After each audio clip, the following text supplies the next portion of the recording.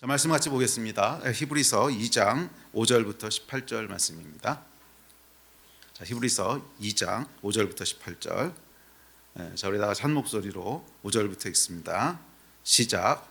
하나님이 우리가 말하는 바 장차 올 세상을 천사들에게 복종하게 하심이 아니니라. 그러나 누구인가가 어디에서 증언하여 이르되 사람이 무엇이기에 주께서 그를 생각하시며 인자가 무엇이기에 주께서 그를 돌보시나이까. 그를 잠시 동안 천사보다 못하게 하시며 영광과 존귀로 관을 씌우시며 만물을 그 발 아래에 복종하게 하셨느니라 하였으니 만물로 그에게 복종하게 하셨은즉 복종하지 않은 것이 하나도 없어야 하겠으나 지금 우리가 만물이 아직 그에게 복종하고 있는 것을 보지 못하고 오직 우리가 천사들보다 잠시 동안 못하게 하심을 입은 자 곧 죽음의 고난을 받으심으로 말미암아 영광과 존귀로 관을 쓰신 예수를 보니 이를 행하심은 하나님의 은혜로 말미암아 모든 사람을 위하여 죽음을 맛보려 하심이라. 그러므로 만물이 그를 위하고 또한 그로 말미암은 이가 많은 아들들을 이끌어 영광에 들어가게 하시는 일에 그들의 구원의 창시자를 고난을 통하여 온전하게 하심이 합당하도다. 거룩하게 하시는 이와 거룩하게 함을 입은 자들이 다 한 근원에서 난지라. 그러므로 형제라 부르시기를 부끄러워하지 아니하시고 이르시되 내가 주의 이름을 내 형제들에게 선포하고 내가 주를 교회 중에서 찬송하리라 하셨으며 또다시 내가 그를 의지하리라 하시고 또다시 볼지어다 나와 및 하나님께서 내게 주신 자녀라 하셨으니 자녀들은 혈과 육에 속하였음에 그도 또한 같은 모양으로 혈과 육을 함께 지니심은 죽음을 통하여 죽음의 세력을 잡은 자 곧 마귀를 멸하시며 또 죽기를 무서워함으로 한평생 매여 종노릇하는 모든 자들을 놓아주려 하심이니 이는 확실히 천사들을 붙들어 주려 하심이 아니요 오직 아브라함의 자손을 붙들어 주려 하심이라. 그러므로 그가 범사의 형제들과 같이 되심이 마땅하도다. 이는 하나님의 일에 자비하고 신실한 대제사장이 되어 백성의 죄를 속량하려 하심이라. 그가 시험을 받아 고난을 당하셨은즉 시험 받는 자들을 능히 도우실 수 있느니라. 아멘. 히브리서 2장 말씀 살펴보고 있는데요. 히브리서 1장이 그리스도의 신성에 대한 거였다면 2장은 그리스도의 인성에 대한 것입니다. 예수께서는 완전한 하나님이시고 동시에 완전한 인간이시라고 얘기합니다. 100% 하나님이시고 100% 인간이세요.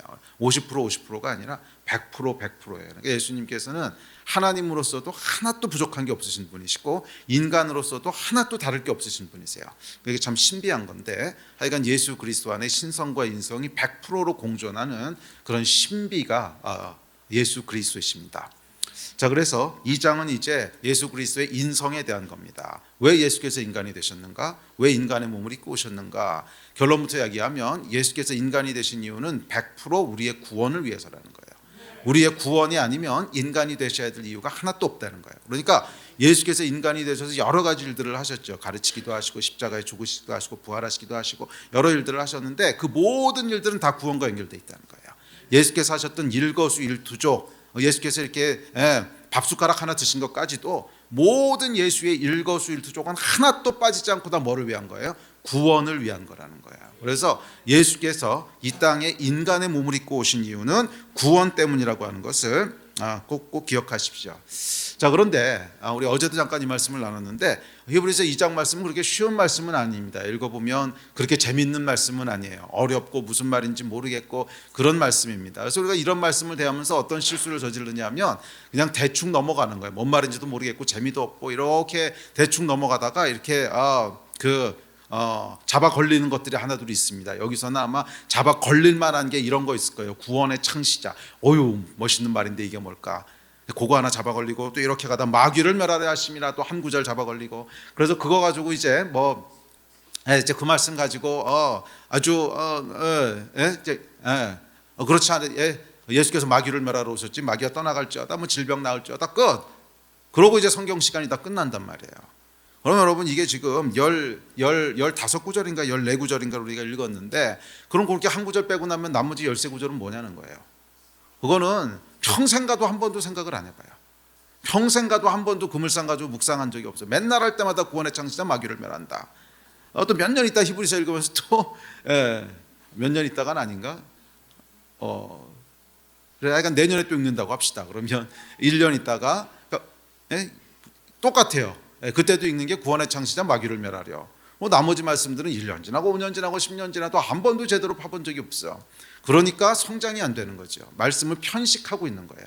맨날 먹는 말씀만 똑같이 먹고 있지, 그 나머지 말씀이 무엇을 얘기하고 있는지 깊게 생각해 본 적도 없고 묵상해 본 적도 없고 그 말씀 가지고 씨름해 본 적도 없고 기도해 본 적도 없고, 그러니까 어떻게 딱딱한 음식을 먹겠습니까? 히브리서 저자가 뭐라 그랬어요? 너희가 이미 선생이 됐어야 되는데 아직도 젖이나 먹고 있냐? 너희가 단단한 음식을 먹어야 될 나이가 벌써 됐는데 아직도 젖이나 먹고 있냐? 그게 히브리서 기자의 질타거든요. 그래요, 여러분, 우리가 그렇게 말씀 가지고 씨름하지 않고 쉬운 말씀, 직접적으로 바로 적용되는 말씀만 날름날름 주워 먹으면 10년 지나고 20년 지나도 여전히 여러분은 어린아이입니다. 딱딱한 말씀은 먹을 수가 없고요. 맨날 젖이나 먹고 있는 거예요. 딱딱한 말씀을 먹는 한 해가 되시기를 축복합니다. 말씀의 사람이 되라고 하는 것은 여러분, 말씀과 씨름하는 사람이 되라는 거예요. 이 어려운 말씀의 특징은 뭐냐면 푹 과야 맛을 아는 거예요. 그 어제 또 말씀드렸는데 푹 과야, 그저께구나.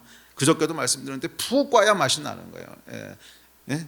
속꼬리를 여러분 바로 먹을 수 있는 사람이 있습니까? 속꼬리를 육회로 먹는 사람 보셨어요? 그거 못 먹어요, 딱딱해서. 그런데 이것을 푹 고는 겁니다. 2시간, 3시간, 하루 이틀 고면은 정말 거기서 이 진국이 나오지 않습니까? 어려운 말씀은 그런 거예요. 이걸 푹 과야 돼요. 푹 과서 며칠씩 그 말씀 가지고 씨름하고 이게 도대체 무슨 얘기 하시는 거지? 성령님 계시해 주십시오. 조명해 주십시오. 금식하고 기도하고 그랬을 때 거기서 와, 이런 말씀이었구나 하는 진국이 나오게 되는 건데, 그걸 날로 먹으려고, 날로 먹으려고, 그러니까 속꼬리 갖다가 육회로 먹으려고 그러는 거잖아요. 그러니까 못 먹는 거죠. 그렇게는 못 먹습니다. 그래서 이 말씀을 여러분 가볍게 보죠. 물론 처음부터 그렇게 시도할 수는 없습니다. 저는 이 성경을 여러분들이 대할 때 처음에는 통독과 다독을 권합니다. 그래서 아직 성경을 한 번도 못 읽어보신 분이 있다면 일단 통독부터 하십시오. 그리고 적어도 몇 번은 통독을 하셔야 돼요. 적어도 여러분들이 글쎄요, 모르긴 몰라도 한 10번은 통독을 해야, 그래야 그 다음부터 이제 성경을 볼 수 있는 기초가 마련된다고 생각을 하는데, 약간 처음엔 통독을 많이 하셔야 됩니다. 그런데 언제까지 통독하고 있을 수는 없다는 거예요.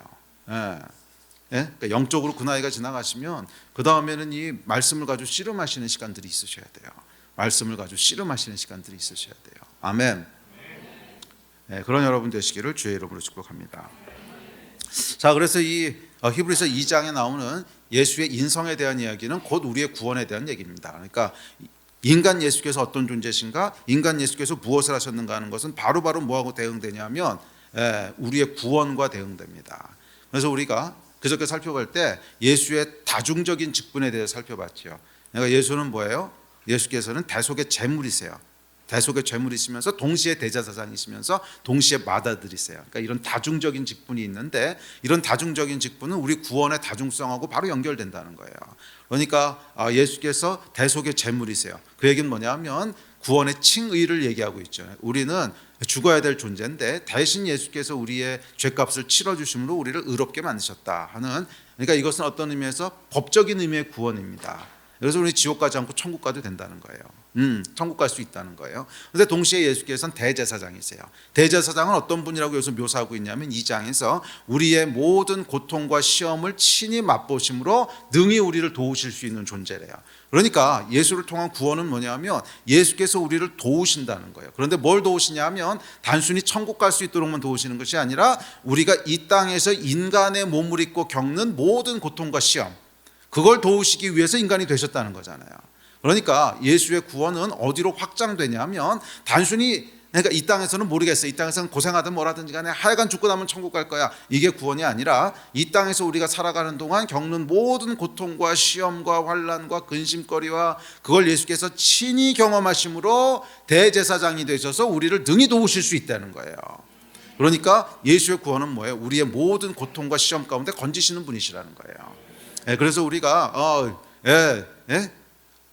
그 예수의 이름으로 일용할 양식을 구하고 또 질병에 걸렸으면 치유를 구하고 그런 것들이 뭐예요? 이 구원이라는 거죠. 그게 구원이라는 거예요. 예수께서 행하시는 구원입니다. 그다음에 세 번째 내용은 뭐냐면 맏아들이라고 했어요. 그러니까 맏아들이라고 하는 건 뭐냐면 우리의 모델이 되신다는 거예요. 그래서 예수께서 살아가신 모든 삶이 우리가 따라가야 될 모델이라는 것입니다. 맏아들이고 우리는 뒤따라가는 아들들이라는 거죠. 예.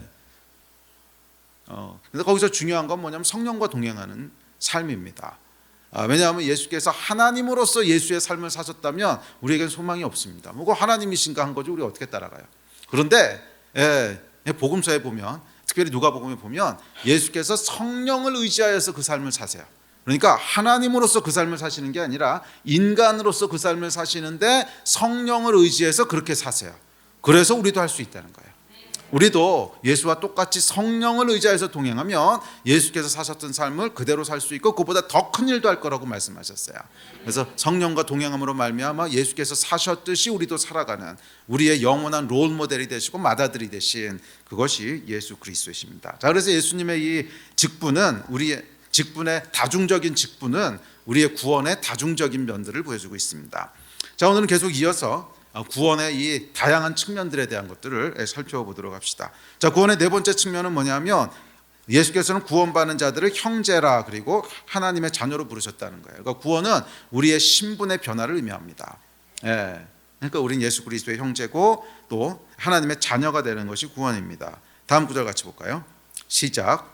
거룩하게 하시는 이와 거룩하게 함을 다 한 근원에서 난지라. 그러므로 형제라 부르시기를 부끄러워하지 아니하시고 이르시되 내가 주의 이름을 내 형제들에게 선포하고 내가 주를 교회 중에서 찬송하리라 하셨으며 또다시 내가 그를 의지하리라 하시고 또다시 볼지어다 나와 및 하나님께서 내게 주신 자녀라 하셨으니 자녀들은 혈과 육에 속하였음에 그도 또한 같은 모양으로 혈과 육을 함께 지니심은 죽음을 통하여 죽음의 세력을 잡은 자 곧 마귀를 말하시며. 자, 구원은 여러분 우리로 하나님의 자녀가 되고 예수의 형제가 되게 하는 것인데 그 이유는 한 근원에서 났기 때문이래요. 한 근원. 자, 여러분 저희가 하나님의 자녀고 또 그리스도의 형제인 이유는 한 근원, 즉 같은 종류의 생명을 가지고 있기 때문이라는 거예요. 그러니까 예를 들어서 여러분 개하고 사람은요 같은 종류가 아니죠. 한 근원에서 난 게 아니죠. 이 개는 개의 DNA를 물려받은 거고 사람은 사람의 DNA를. 그래서 개는요 자녀가 될 수가 없어요. 근데 요즘은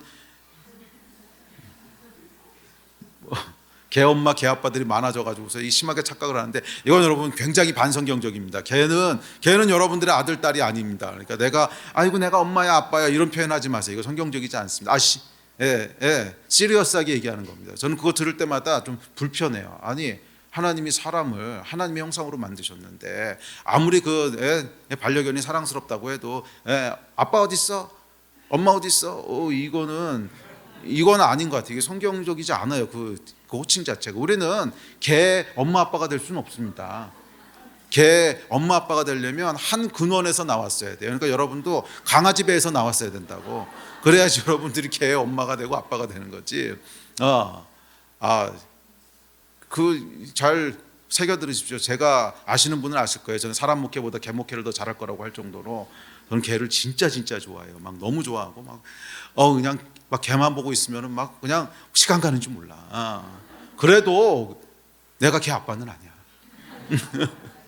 그냥 얘는 이 개는 그러니까 뭐야 하나님이 우리에게 주신 그냥 선물이고 축복이고 그런 존재지 내가 얘 아빠는 아니에요. 그건 굉장히 이게 비성경적인 호칭입니다. 뭐 걔한테 엄마 아빠 이런 표현 쓰지 맙시다. 뭐 좋은 표현들 많은데 왜 스스로 비하하세요? 왜 스스로 여러분들을 개 수준으로 낮추려고 그러세요? 이게 한 근원에서 나왔어야지 그게 형제고 부모고 이렇게 되는 거지. 근원이 달라요. 자, 우리는 누구하고 한 근원이냐면 개하고 한 근원이 아니고요. 하나님하고 한 근원이에요. 개하고 한 근원이 아니고 하나님하고 한 근원에서 났어요. 예수 그리스도하고 한 근원에서 났어요. 저와 여러분은 하나님의 형상이고 하나님과 같은 종류의 생명을 가진 자란 말이에요. 같은 종류의 생명을 가진 자예요. 아멘. 그렇다면 이 생명의 본질이 뭘까? 왜 같은 종류의? 그게 뭐냐면 영이에요. 영. 그러니까 사람은 영을 가진 존재라고 하는 것이 이게 하나님과 한 근원에서 났다고 하는 뜻입니다. 개는 영이 없어요. 그래서 어떤 분들이 물어보시더라고요. 이 다음에 천국 가면 내가 그렇게 사랑했던 죽은 반려견을 다시 만날 수 있을까요? 죄송하지만 못 만날 겁니다.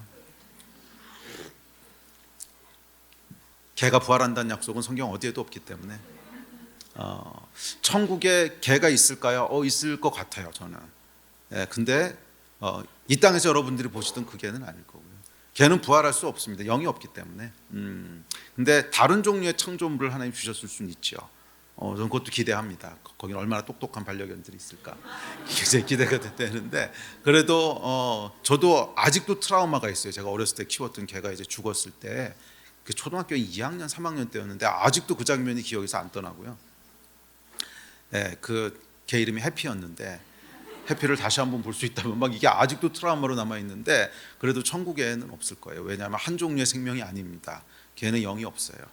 걔는 영이 없고 그냥 이 땅에서 우리가 살아가는 동안에만 볼 수 있는 존재입니다. 그런데 우리는 그런 존재가 아니에요. 저와 이거 방송 나가고 나서 제가 엄청 공격받는 거 아닌지 모르겠네. 개를 비하했다고. 요즘 사람 비하하는 것보다 더 무서운 게 개를 비하하는 거던데.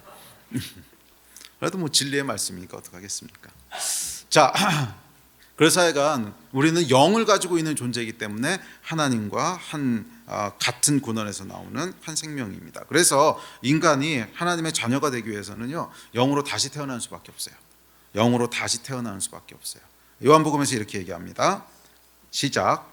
예수께서 대답하여 이르시되 진실로 진실로 내게 이르노니 사람이 거듭나지 아니하면 하나님의 나라를 볼 수 없느니라. 니고데모가 이르되 사람이 늙으면 어떻게 날 수 있사옵나이까? 두 번째 모태에 들어갔다가 날 수 있사옵나이까? 예수께서 대답하시되 진실로 진실로 내게 이르노니 사람이 물과 성령으로 나지 아니하면 하나님의 나라에 들어갈 수 없느니라. 육으로 난 것은 육이요 영으로 난 것은 영이니 내가 내게 거듭나야 하겠다 하는 말을 놀랍게 여기지 말라. 그렇죠. 이게 영으로 거듭나야 된다는 거예요. 다시 태어나야 된다는 거예요. 즉 우리 안에 성령께서 거하셔야 된다는 거예요. 성령께서 임하셔야 된다는 거예요. 그럴 때 우리가 한 근원, 그러니까 하나님과 같은 종류의 생명을 가진 그런 영적인 존재가 되는 줄 믿습니다. 자, 다섯 번째, 구원은 마귀를 멸하시는 거예요. 자, 구체적으로 예수께서 죽음의 세력을 잡은 자 마귀를 멸하시고 그 결과 죽음에 매여 종노릇하는 자들을 자유케 하셨다고 얘기합니다. 다음 절 시작. 자녀들은 혈과 육에 속하였음에 그도 또한 같은 모양으로 혈과 육을 함께 지니심은 죽음을 통하여 죽음의 세력을 잡은 자 곧 마귀를 멸하시며 또 죽기를 무서워함으로 한평생 매여 종노릇하는 모든 자들을 놓아주려 하심이니. 아멘. 자, 이게 구원이라는 거예요. 구원은 마귀를 멸하시는 게 구원이에요. 마귀를 멸하시는 게 구원이에요. 마귀는 여러분 모든 악한 짓을 다 하고 다니는 게 마귀입니다. 마귀는 거짓의 아비고요, 미혹의 아비고 우리를 고통스럽게 하는 존재고, 하여간 마귀는 악의 하여간 본질이 이제 마귀인데 그 마귀를 멸하신다는 거예요. 할렐루야. 그래서 마귀의 모든 고통으로부터 우리를 실질적으로 자유케 하시는 것, 그게 구원이라는 거예요. 그래서 구원은 계속 말씀드리지만 그냥 단순히 죽어서 천국 가는 것이 아니라 이 땅을 살아가는 동안에도 굉장히 놀랍고 큰 구원의 은혜들을 누리면서 살아가게 하시는 거예요. 아멘. 그러니까 이 땅에서 우리를 억압하고 괴롭게 하고 노예로 만들고 종삼았던 마귀를 멸하신다는 거예요. 할렐루야. 마귀의 모든 권세를 멸하신다는 거예요. 할렐루야. 자, 여기서 멸하다라고 하는 헬라어는 카타르게오라고 하는 단어인데 무효로 만들다, 완전히 쓸모없게 만들다, 폐지하다, 소멸하다 이런 뜻입니다. 그러니까 마귀가 갖고 있는 힘과 권세를 다 무효화시켰다는 거예요. 자, 마귀가 가지고 있는 모든 무기와 권세 중에 최종 병기가 뭘까요? 그게 죽음이죠. 마귀가 가지고 있는 모든 권세 중에 최종 권세가 죽음입니다. 자, 그런데 예수께서 이 마귀의 최종 병기인 사망을 무효화시켰다는 거예요. 그래서 더 이상 사망은 우리를 위험하게 하지 못한다는 것입니다. 이 구원이에요. 자, 예수께서 이루신 구원은 죽음까지 구속하셨어요. 죽음까지. 그래서 구속된 사망은 이제 의미가 달라집니다. 그러니까 이 사망의 말이에요. 마귀의 권세 아래 있을 때는 두려움이고 절망이었어요. 고통이고 슬픔이었습니다. 지옥으로 들어가는 저주였어요. 그런데 혈과 육을 입으신 예수께서 이 사망의 권세에 정면으로 맞서십니다. 물론 예수께서 이 사망과 맞서실 때 예수께서도 두려우셨고 예수께서도 고통스러우셨어요. 왜냐하면 인간의 몸을 입으셨으니까. 자, 그러나 예수께서는 이 사망의 권세에 굴하지 않으시고 담대하고 당당하게 맞서서 사망을 마주하십니다. 그리고 어떻게 하시냐면 부활하심으로 이 사망의 권세를 카탈게오, 무력화시키는 거예요. 무장해제시키는 거예요. 그래서 두려워할 거 없다는 거예요. 두려워할 거 없다는 거예요. 죽어도 우리는 다시 살 거라는 거예요. 부활이 있습니다. 절망할 거 없다는 거예요. 죽음이 끝이 아니라는 거예요. 부활이라는 소망이 기다리고 있다는 거예요. 영원한 지옥의 저주로 들어가는 분이 아니라는 거예요. 믿는 자들에게 죽음은 영원한 천국으로 들어가는 축복이에요. 그러니 슬퍼할 필요도 고통스러워할 필요도 없다는 거예요. 기뻐하고 즐거워하라는 거예요. 기뻐하고 즐거워하라는 거예요. 그 예수께서는 사망에 쏘는 모든 것을 파쇄시키셨어요. 여러분, 사망에 쏘는 것을 무력화시켰다고 하는 것이 왜 중요하냐면 마귀의 가장 강력한 병기를 꺾어버렸기 때문에 그 이하는 자동적으로 꺾이는 거예요. 마귀의 가장 강한 권세를 꺾었다고 하는 것은 그 이하는 사망 이하의 잡것들은 그냥 다 꺾으셨다는 거예요. 아멘. 그래서 마귀의 모든 권세를 무효화시키셨다고 하는 것이 구원입니다. 아멘. 그래서 우리는 여러분 마귀의 권세를 무서워할 필요가 없어요. 우리가 이긴 거고 우리가 승리한 거고 이미 사망의 권세까지도 다 꺾으셨다는 거예요. 성경은 이렇게 얘기합니다. 시작. 사망아 너의 승리가 어디 있느냐? 사망아 내가 쏘는 것이 어디 있느냐? 사망이 쏘는 것은 죄요 죄의 권능은 율법이라. 우리 주 예수 그리스도로 말미암아 우리에게 승리를 주시는 하나님께 감사하노니. 할렐루야. 이기는 건 우리라는 거예요. 마귀가 이기는 게 아니고 우리가 이긴다는 거예요. 아멘. 여러분 나라와 민족을 위해서 오랫동안 지금 기도하고 계신데 올해도 아니지 뭐 한 달 좀 그 정도로 오래라고 할 수도 없는데 하여간 여러분 열심히 기도하고 계신데요. 미리 기뻐하셔도 괜찮습니다. 우리가 이길 거예요. 이거는 정해져 있습니다. 우리가 이길 거예요. 아멘. 아멘. 반드시 이깁니다. 왜? 사망의 모든 권세를 꺾으셨기 때문에 반드시 이겨요. 물론 이기는 타이밍이 언제고 어떤 방식으로 이기하실지는 우리는 몰라요. 하나님께 속한 주권이기 때문에. 하지만 반드시 이긴다는 거예요. 반드시 이긴다고 하는 건 뭐냐면 막 너무 우리가 슬프고 고통스럽고 하는데 이게 하나님이 그래도 이기신 거야 이렇게 하는 게 아니고 기쁘고 즐겁게 하실 거라는 거예요. 그게 언제가 되고 타이밍이 언제일지 그건 모르겠지만 우리가 기쁘고 즐거워하게 하실 거라는 거예요. 우리가 이겼다고 하는 걸 알게 하실 거고 하나님이 이기셨다고 하는 것을 알게 하실 거예요. 아멘. 아멘. 사망에 쏘는 것은 죄요 죄의 권능은 율법이라. 이거 하나님께서 다 패하셨다는 거예요. 자, 여기서 사망에 쏘는 것은 죄요 죄의 권능은 율법이라는 게 도대체 무슨 뜻일까? 저는 이런 말씀들을 여러분 그냥 좋은 말씀으로 넘어가면 안 되고요. 따져봐야 되는 거예요. 이게 도대체 구체적으로 무슨 말씀이냐? 이 뜻이 뭐냐? 그런 걸 좀 깊게 여러분 묵상해 보십시오. 사망의 무기 사망에 쏘는 것이 뭐예요? 사망에 쏘는 거라고 하는 건 사망의 권능, 사망이 가지고 있는 무기 이런 뜻이죠. 그건 뭐냐면 뭐 절망, 두려움, 지옥의 저주 뭐 이런 건데 이건 다 뭐예요? 죄의 결과죠. 죄의 결과 오게 된 거라는 거예요. 그래서 죄로 인해서 죽음은 지옥으로 들어가는 문이 됐고 이 지옥으로 들어가는 문이 두려움과 절망을 가져옵니다. 자, 만약에 죽음이 천국으로 들어가는 문인 것을 알 때 사망은 그 쏘는 것, 뭐 절망, 두려움 이런 힘을 잃게 되겠죠. 그러니까 이 죽음을 우리가 두려워하고 죽음 앞에서 절망스러워하는 것은 죽음이 끝이라고 생각을 하고 그리고 죽음 이후에 뭐가 기다리는지 모르고 뭐 죽음 위에 지옥이 있다고 생각하고 그럼 절망이지만 이 죽음이 지옥으로 가는 문이 아니라 천국으로 들어가는 문인 것을 확신하면 여러분 더 이상 사망이 우리에게 쏘는 것은 의미가 없어진다는 거예요. 그건 두려움도 아니고요 절망도 아니고 그것은 가장 영광스러운 거고 가장 기쁜 것이고 천국으로 들어가는 건데 제가 미리 유언을 해둡니다. 제 장례식장에서는 울지 마세요. 슬퍼하지도 마시고 천국으로 들어간 건데. 할렐루야. 와, 그때는 정말 잔치가 돼야 됩니다. 아멘이십니까? 부탁합니다. 제가 뭐 아마 여러분보다 오래 살 것 같긴 한데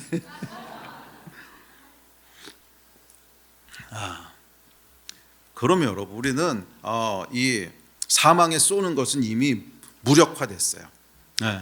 사망에 쏘는 것은 이미 무력화됐습니다. 죄의 권능은 율법이라. 그 말은 무슨 뜻이냐면 죄의 권능은 율법이라. 이 죄가 힘을 갖게 되는 것은 율법에서 그것을 정해놨기 때문이라는 거예요. 그러니까 판사가 유죄 딱 그랬을 때 그게 힘을 갖게 되는 것은 법에 정해져 있기 때문에 그런 거죠. 그와 마찬가지로 율법에 정해져 있기 때문에 죄가 저주하는 힘을 갖게 됐다는 거예요. 그리고 그 힘 때문에 우리가 사망의 저주 아래 놓이게 됐는데 그것을 다 패하셨다는 거예요. 다 패하셔서 왜? 죄값은 다 치르심으로 패하셨고 그 다음에 그래도 죽으면 끝 아니야? 부활하심으로 그것을 이제 패하셨고 그래서 이 부활과 그러니까 십자가와 부활 이 두 가지로 패하신 거거든요. 그러니까 십자가로는 뭐를 패하시냐면 죄의 정죄. 그런데 십자가로 죄값을 다 치르셨어.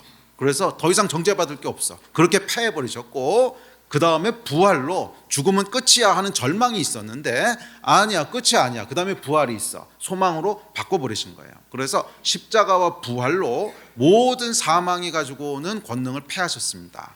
아멘. 자, 그러므로 여러분 마귀가 우리에게 할 수 있는 건 아무것도 없어요. 우리가 마귀를 이긴 존재입니다. 아멘. 그러므로 기뻐하십시오. 그래서 이 예수께서는 사망을 구속하셨어요. 구속하셨다고 하는 것은 뭐냐면 사망이라고 하는 현상은 그대로 있어. 그런데 그것의 의미가 다 바뀐 거예요. 그러니까 옛날엔 사망이라고 하는 것의 의미가 뭐였냐면 끝, 아니면 저주, 아니면 지옥, 뭐 그런 것이 이제 사망의 의미였는데 예수 그리스도로 말미암아 이 사망도 구속된 거예요. 리딤된 거예요. 그래서 죽음이라고 하는 건 뭐예요? 부활로 들어가는 분이며 죽음이라고 하는 건 뭐예요? 영원한 천국으로 들어가는 영광스러운 분이라는 거예요. 아멘. 이 사망이 구속받았기 때문에 더 이상 우리가 그것에 매여서 종노릇할 필요가 없다는 거예요. 아멘. 스데반의 순교가 이것을 보여주고 있지 않습니까? 사도행전에 보면 이렇게 얘기합니다. 시작. 스데반이 성령 충만하여 하늘을 우러러 주목하여 하나님의 영광과 및 예수께서 하나님 우편에 서신 것을 보고 말하되 보라 하늘이 열리고 인자가 하나님 우편에 서신 것을 보노라 한데 그들이 큰 소리를 지르며 귀를 막고 일제히 그에게 달려들어 성 밖으로 내치고 돌로 칠세. 증인들이 옷을 벗어 사울이라는 청년의 발 앞에 두니라. 그들이 돌로 스데반을 치니 스데반이 부르짖어 이르되 주 예수여 내 영혼을 받으시옵소서 하고 무릎을 꿇고 크게 불러 이르되 주여 이 죄를 그들에게 돌리지 마옵소서. 이 말을 하고 자니라. 여기 오면 자니라 이렇게 얘기해요. 죽은 게 아니라는 거예요. 스데반의 이 영광스러운 죽음이 이 예수께서 어떻게 죽음의 저주를 파하셨는가 하는 것을 우리에게 보여주고 있습니다. 기뻐하십시오. 더 이상 마귀는 힘이 없습니다. 마귀의 모든 권능을 다 패하셨습니다. 우리가 이길 것이고 우리가 이미 이겼습니다. 그게 여러분 구원이라는 거예요. 아멘. 자, 여섯 번째, 예수께서 이루신 구원은 믿는 자들을 해방하시고 도우신다고 얘기합니다. 다음 절 시작. 또 죽기를 무서워함으로 한평생 매여 종노릇하는 모든 자들을 놓아주려 하심이니 이는 확실히 천사들을 붙들어 주려 하심이 아니요 오직 아브라함의 자손을 붙들어 주려 하심이라. 그러므로 그가 범사의 형제들과 같이 되심이 마땅하도다. 이는 하나님의 일에 자비하고 신실한 대제사장이 되어 백성의 죄를 속량하려 하심이라. 그가 시험을 받아 고난을 당하셨은즉 시험 받는 자들을 능히 도우실 수 있느니라. 아멘. 예수께서는 우리를 도우시는 분이세요. 우리를 해방하시는 분이시고 죄와 사망의 권세에서 놓아 자유케 하시는 분이십니다. 로마서는 이렇게 얘기합니다. 시작. 그러므로 이제 그리스도 예수 안에 있는 자에게는 결코 정죄함이 없나니 이는 그리스도 예수 안에 있는 생명의 성령의 법이 죄와 사망의 법에서 너를 해방하였음이라. 아멘. 이 말씀이 그대로 여러분들에게 능력으로 이루어지고 누려지게 되기를 주의 이름으로 축복합니다. 이 사망의 법, 죽음의 두려움에서 우리를 벗어나게 하시는데 그 핵심에는 소망이 있어요. 히브리서는 여러분 소망의 책입니다. 굉장히 큰 주제 중에 하나가 소망인데 죽음의 끝이 아니라 부활이 있다는 소망. 죽음은 소멸이나 지옥으로 향하는 문이 아니라 영광과 천국으로 들어가는 문이라는 소망. 이 소망에 대한 확신이 있을 때 우리는 마귀가 왕노릇하는 데서부터 벗어날 수 있다는 거예요. 아멘. 우리 사회에서 일어나는 일들을 보면 정말 불의한 일들이 많이 일어납니다. 특별히 요즘 일어나고 있는 여러 가지 상황들을 보고 있으면은 법이 있는 나라야 없는 나라야 이렇게 의문이 들 정도로 참 희한한 일들이 많이 일어나는데, 그 일들이 일어나는 배후에 보면 결국 두려움이 있어요. 그 일들을 아니 저 사람은 왜 저렇게 행하지? 저게 불의한 걸 왜 저렇게 해? 근데 보면 간에 두려움이 있는 거죠. 그걸 행하지 않았을 때 내가 받게 될 어떤 불이익 아니면 위협, 뭐 생명의 위협, 뭐 이런 것들이 이제 두려움이지 않습니까? 그 두려움으로 인하여 사실은 종로를 타는 거죠. 뭐 세상에 불의하게 살고 싶은 사람이 어디 있겠습니까? 그런 사람 아무도 없지만 이 두려움 때문에 종로를 타는 거죠. 근데 예수께서 뭐라 그러셨냐면 이 두려움으로부터, 죄와 사망의 두려움으로부터 우리 해방하셨다 그랬어요. 아멘. 그래서 믿는 자들은 여러분 이 두려움에게 눌리면 안 돼요. 그러면 결국 미혹되게 되고 떠내려가게 됩니다. 예수께서 우리를 해방하셨어요. 이기게 하셨어요. 이 믿음이 있어야 돼요.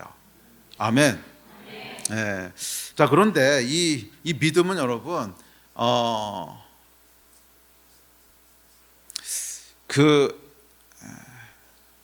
다음 구절 같이 한번 봅시다. 자, 시작. 그리스도는 하나님의 짚을 맡은 아들로서 그와 같이 하셨으니 우리가 소망의 확신과 자랑을 끝까지 굳게 잡고 있으면 우리는 그의 집이라. 우리가 소망으로 구원을 얻었음에 보이는 소망이 소망이 아니니 보는 것을 누가 바라리요? 만일 우리가 보지 못하는 것을 바라면 참음으로 기다릴지니라. 아멘. 또 다음 절 시작. 소망이 우리를 부끄럽게 하지 아니함은 우리에게 주신 성령으로 말미암아 하나님의 사랑이 우리 마음에 부은 바 됨이니. 아멘. 자, 결국 이 소망을 가지고 우리가 승리할 거라고 얘기하는데, 이 소망은 어디서부터 오냐면 성경은 두 가지를 얘기하는데, 첫 번째는 성령으로 말미암아 하나님의 사랑이 부은 바 된다는 거예요. 두 번째는 뭐냐면 말씀에서부터 온다는 거예요. 다음 절 같이 봅시다. 시작. 그러므로 함께 하늘의 부르심을 받은 거룩한 형제들아, 우리가 믿는 도리의 사도이시며 대제사장이신 예수를 깊이 생각하라. 믿음의 주여 또 온전하게 하시는 이인 예수를 바라보자. 아멘. 그래서 이 소망 가운데 서는 것은 여러분 말씀과 성령입니다. 말씀과 성령. 사실은 저는 이 이야기를 이제 강조하고 싶었는데, 그 미혹에 대한 이야기를 우리가 오랫동안 살펴보지 않았습니까? 이 미혹에서부터 빠져나오는 것도 말씀과 성령이고요. 두려움으로부터 빠져나오는 것도 말씀과 성령이고, 절망으로부터 우리가 소망을 붙잡게 되는 것도 말씀과 성령이에요. 그래서 이 말씀과 성령을 놓치게 되면 우리는 두려움에게 눌리게 되고요. 일단 우리는 미혹에게 속게 되고요. 흘러 떠내려가게 됩니다.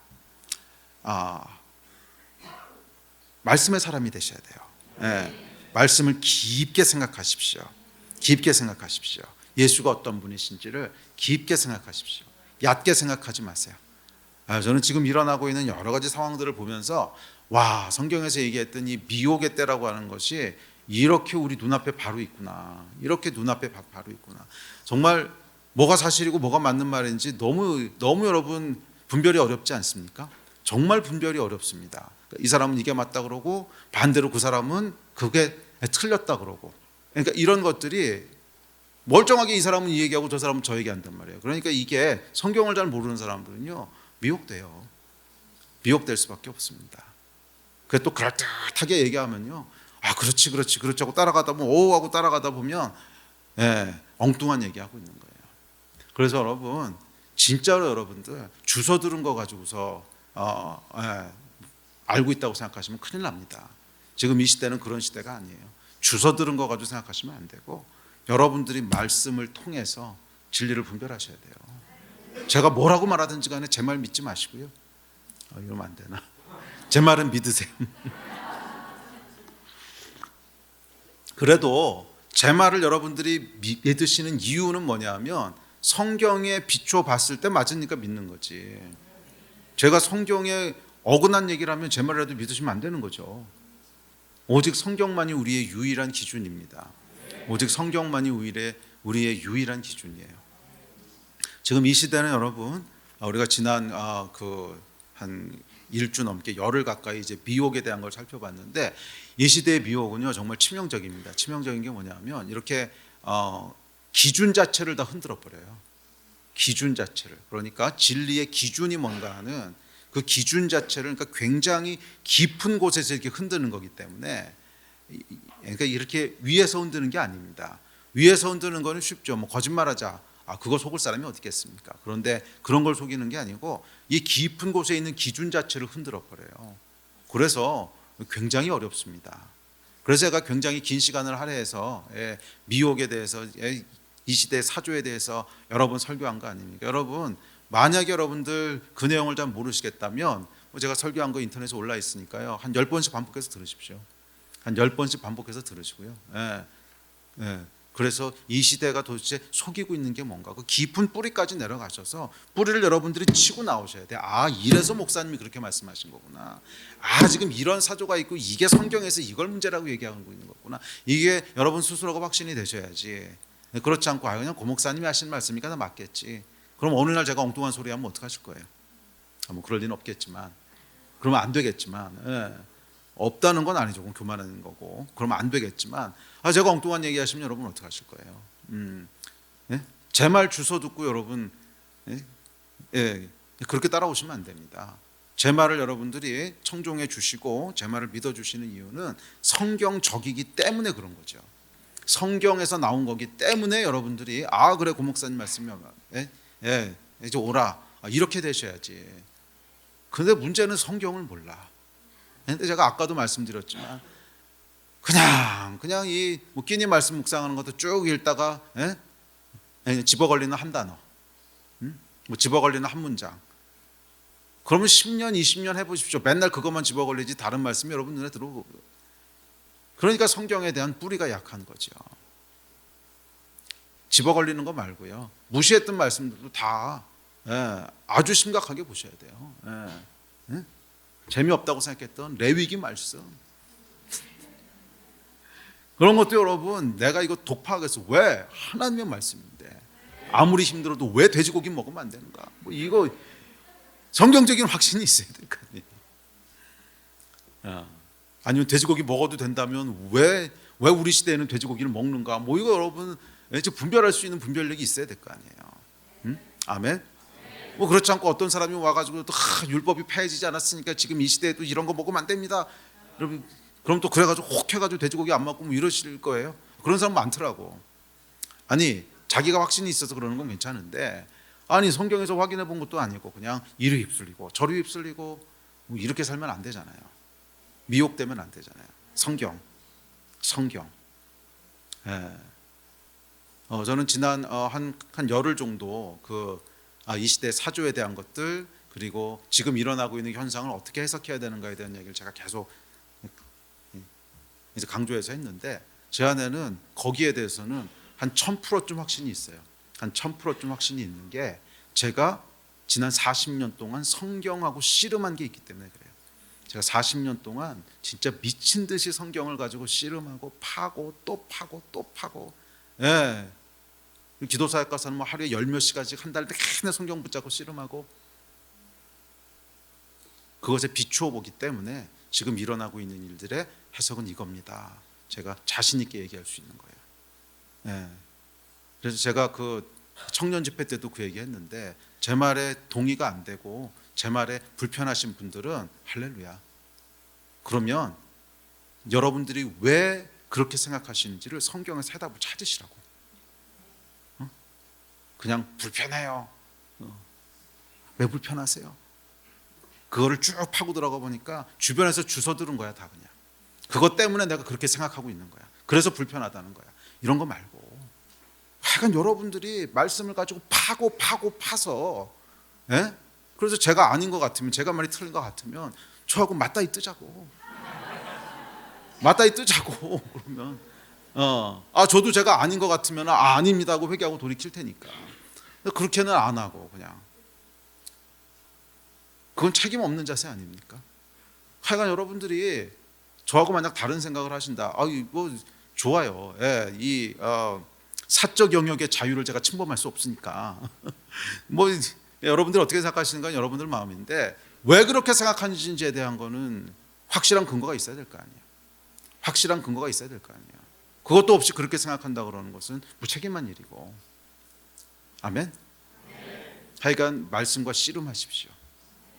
그다음에 이것은 말씀이랑은 조금 다른 거긴 한데, 내가 주장하는 것이 과연 중립적인 건지 아닌지에 대해서는 계속 여러분 점검을 하셔야 됩니다. 요즘은 하도 가짜 뉴스들이 많이 돌아다녀서 가짜인지 모르겠지만 확인 안 된 것들도 그냥 막 올라오기 때문에, 요즘은 뭐 유튜브가 됐든 아니면 그 메이저 언론들이 됐든지 간에 하여간 진짜가 뭔지 판가르는 게 진짜 어렵습니다. 정말 어렵습니다.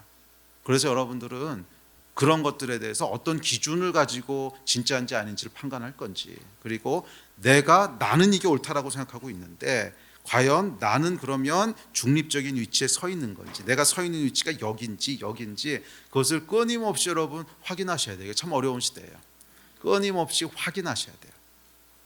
그런데 그것을 확인할 수 있는 가장 기초는 뭐냐면 성경이라는 거예요. 성경은 우리의 유일한 절대적인 기준입니다. 유일한 절대적인 기준이기 때문에 이걸 놓쳐버리고 나면 내가 어디 있는지를 확인할 수 있는 방법이 없어요. 왜? 기준이 없는데 내 좌표를 어떻게 알겠어요? 기준이 있어야 내 좌표를 아는 거지. 기준은 성경이란 말이에요.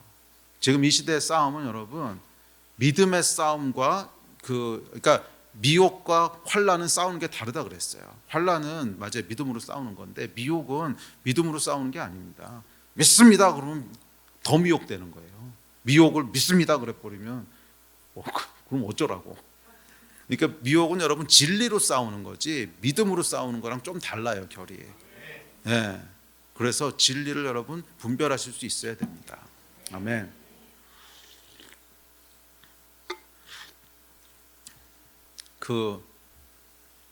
저는 정말로 저하고 진리의 배틀을 하겠다는 분들에 대해서는 웰컴입니다. 그냥 아무 말 없이 뒤에서 이렇게 꿍시렁 거리는 것보다 그게 훨씬 좋아요. 네? 뒤에서 꿍시렁 이거 아닌 것 같아 이러고 있는 거는요, 그건 비겁한 거고, 진짜로 동의가 안 되면 오라고 와. 목사님 만나기 너무 힘든데요. 뭐 좀 기다려야 될 수는 있어요. 나도 일정이 있으니까. 그렇지만 하여간 배틀 하자고, 배틀. 그래서 진짜로 여러분들이 옳은 거면 거기에 대한 증거를 가지고 오고, 만약 그렇지 않다면 순순히 항복하고, 저는 그 배틀은 얼마든지. 참고로 말씀드리지만 저하고 싸워서 이기긴 쉽진 않으실 겁니다. 제가 40년 성경 팠고요. 그와 동시에 했던 게 뭐냐면 수학을요, 15년을 그걸 먹고 살았습니다. 이 수학이라고 하는 게 뭐냐면 모든 걸 의심하는 거거든요. 그래서 그 수학에서 뭔가를 증명하기 위해서는 가장 조심해야 되는 게 순환 논리를 조심합니다. A면 B다. 그러면 왜 B지? A니까. 뭐 이런 거예요.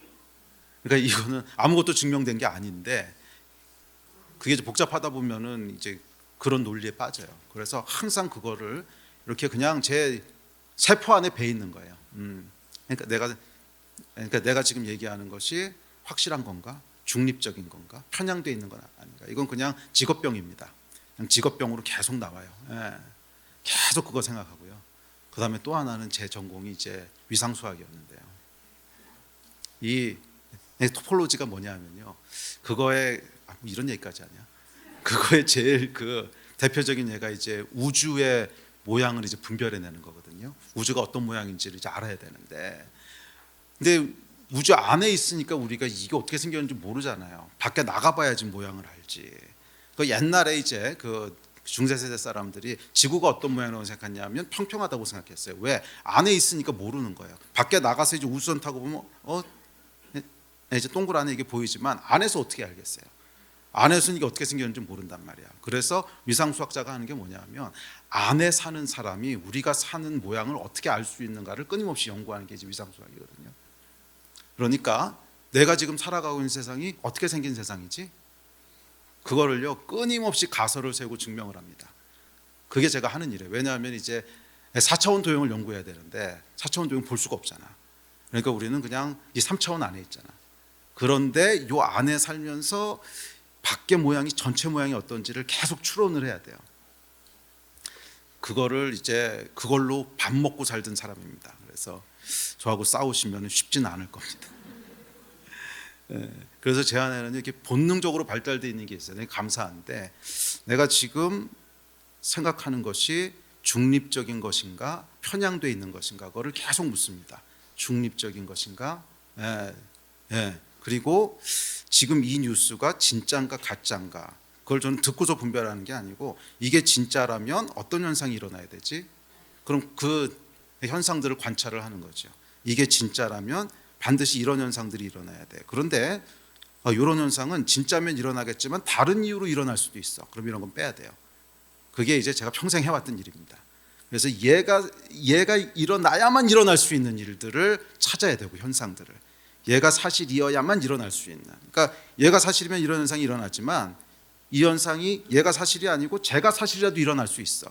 그럼 그건 얘가 사실이라는 걸 증명하는 게 아니죠. 이건 다 빼고 얘가 사실이어만 일어날 수 있는 현상들을 이렇게 추론을 해야 돼요.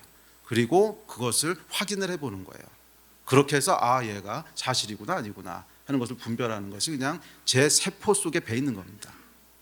그래서 아마 저하고 싸우셔서는요 거의 이기시기 불가능할 거예요. 그러니까 괜히 시간 낭비하지 말고 빨리 항복하시고 그냥 제가 그렇다면 그냥 그렇다고 믿어주세요.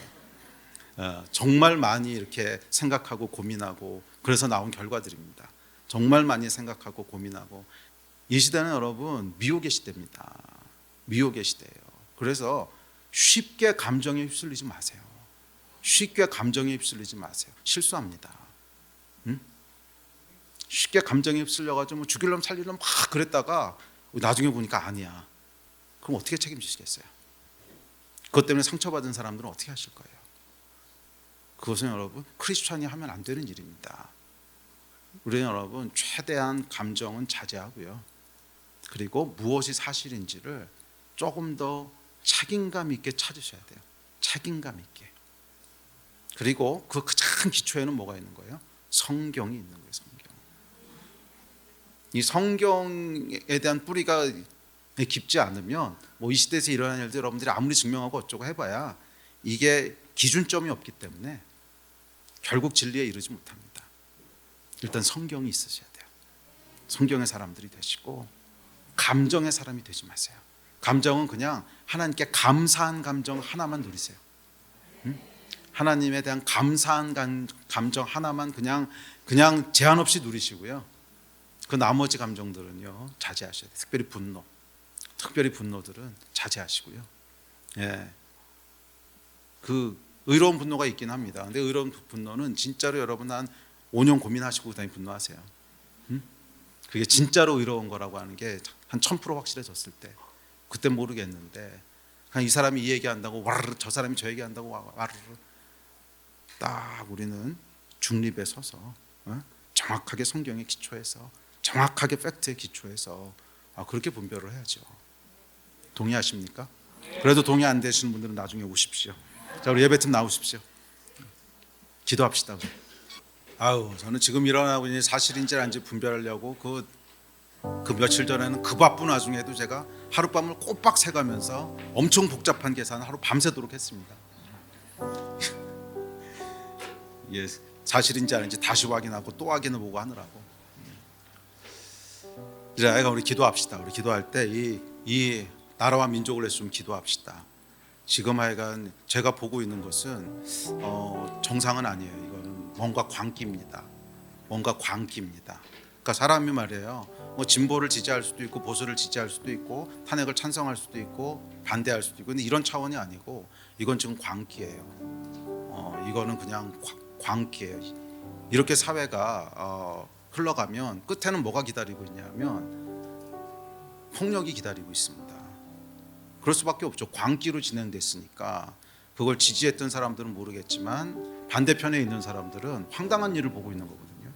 이해도 안 되고 분노만 계속 올라오고 있고 그렇기 때문에 이렇게 진행되면 끝에는 내전이 기다립니다.